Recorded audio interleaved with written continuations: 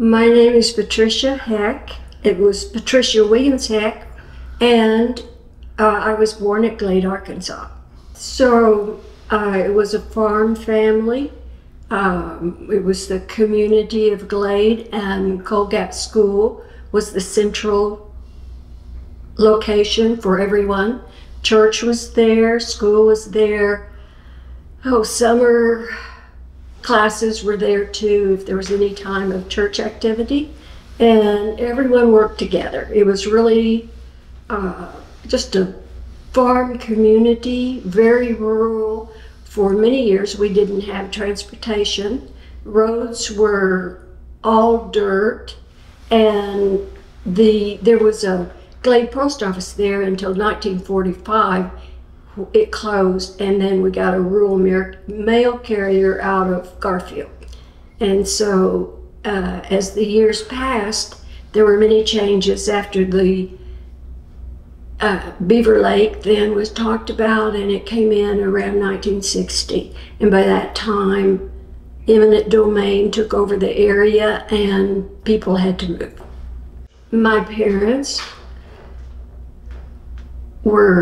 had 4 children, 3 boys, 1 girl. I was the only female. I had 2 older brothers and 1 younger brother. And we all had chores that we did. Our home was, I'd say we were all busy, but we were happily busy with our chores, and we knew what our tasks were, and we accomplished them. So I attended school there in the community. The name of the school was Coal Gap School, and I started to school when I was 5. For some reason, I guess the rules allowed it at that time. And so I started to school at 5, and for some reason, there were probably around 18 or so in the school at the time.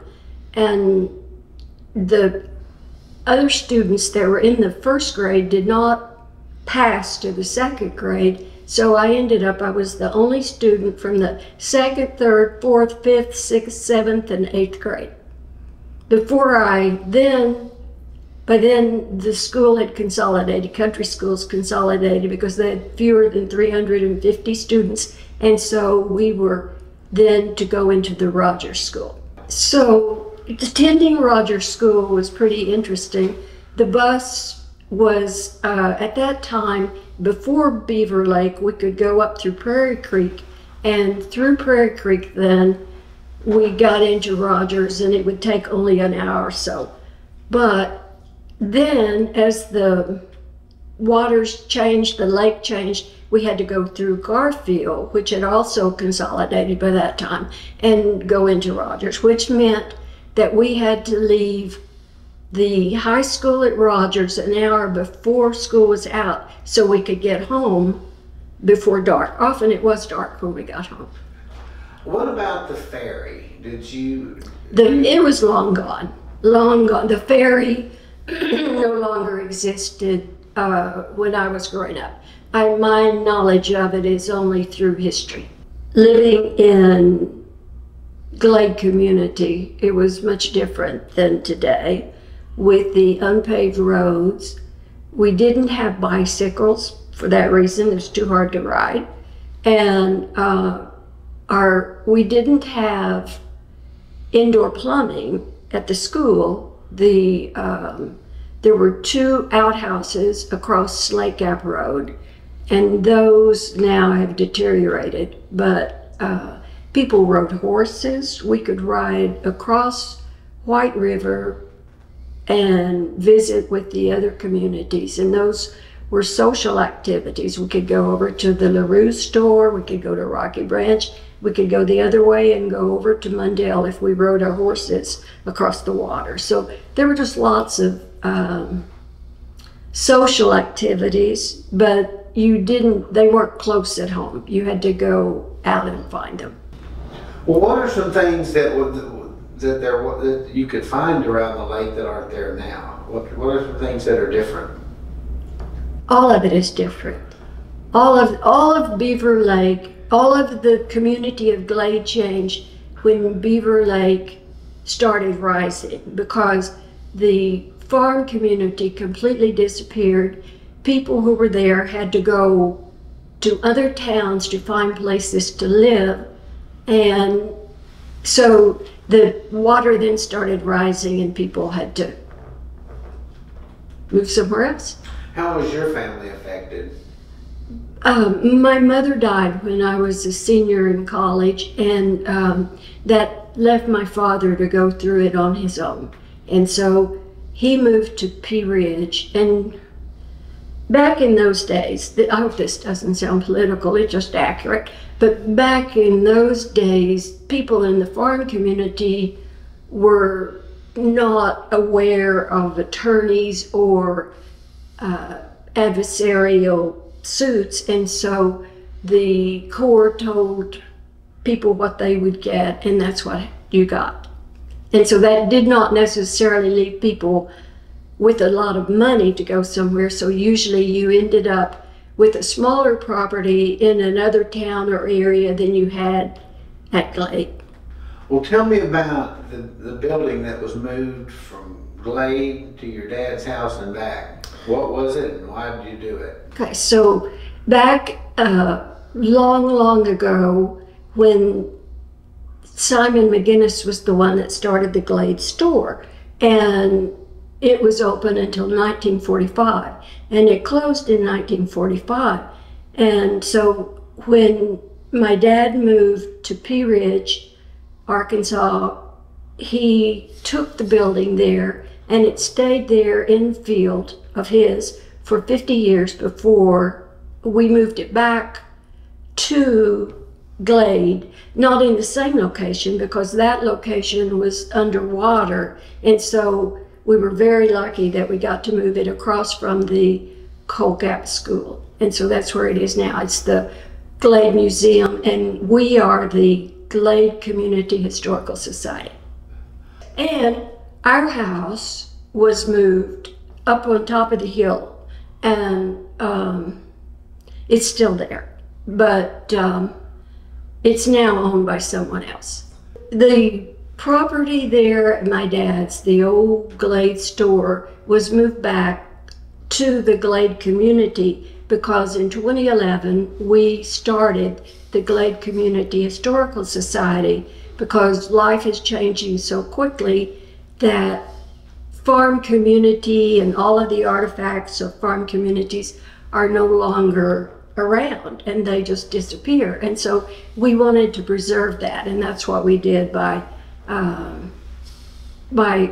getting the building about 2015, moving it back with a house mover, and then they had to take the roof off. And so when we moved it, then we had to put the roof back on it, and then artifacts were delivered to us and we put them inside. So now we have them there and cataloged. Glade was a farming community that was pretty typical of the times, and back in those days, you knew everyone in your community. You had a level of trust with the people in the community. Everyone worked together. And something that, when I look back, that I'm aware of is that all of them wanted their children to be educated. That was something that was very important to them.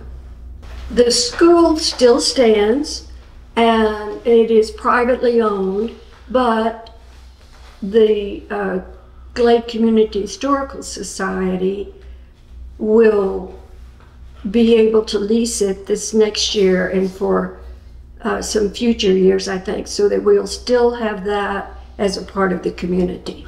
So the school was the center of the community, and it was, I'm sure from the earliest time, there were 3 schools actually that were built there. I think this one was built in 1928, but it was, anytime there was a meeting, it was at the school. Anytime there was a church, it was at the school. Anytime there was education, it was at the school. And in those days when people were very poor and didn't have good transportation, then school times could last from anywhere from 5 months to 7 months, or sometimes 3 months in some of the communities. And so it was very, very limited. And in earlier days before my time, I was reading of one of the teachers who came there and stayed at my, I guess that was grandfather's home, and stayed there during the season. We had on our property was something that Simon McGinnis built when he first came there, and built the 2 barns, a blacksmith shop, the school, the post office, and then there was a smaller home that he built so that when his children married, they could stay there long enough to learn how to live together, and then they could move on. I was born in Benton County, attended Benton County schools, and graduated from Rogers High School. And then when I went from the Glade Community, the Coal Gap School, to Rogers, I went from myself, an only student for 7 years, into a group of 96 in the graduating class of that year. And then from there, I went to Arkansas Tech and to the University of Arkansas, and then on to Pittsburgh State University and to Oklahoma State University before I got my doctorate. So when you moved back here 25 years ago, did you notice anything different? Everything changed, of course, yes. When I left here, you know, Walmart was like you see in Bentonville, in the little store there maybe, and there could have been a Walmart store in Rogers, but of course all of that changed. And when I returned here, the whole area had grown. Rogers had been a town of, say, 5,000 when I was a kid, and when I returned, then it was much, much more. And of course, then the towns started growing together too.